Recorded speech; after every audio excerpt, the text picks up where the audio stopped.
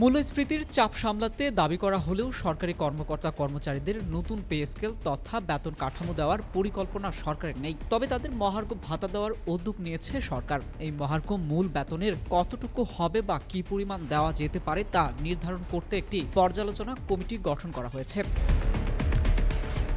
গত বৃহস্পতিবার অর্থ মন্ত্রণালয়ের অর্থ বিভাগ এক কমিটি গঠন করে অফিস আদেশ জারি করেছে। 7 সদস্য বিশিষ্ট কমিটিতে আহ্বায়ক হিসেবে আছেন প্রধান উপদেষ্টার মুখ্য সচিব।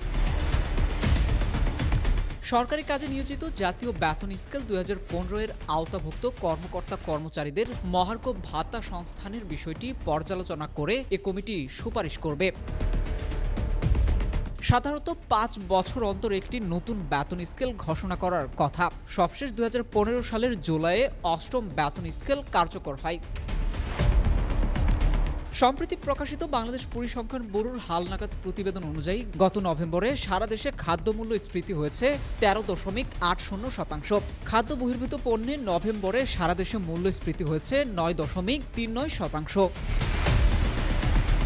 সাধারণত মহার্ঘ ভাতা বিশেষ পরিস্থিতিতে দেওয়া হয়, তাই এই ভাতা মূল বেতনের সঙ্গে যুক্ত হয় না।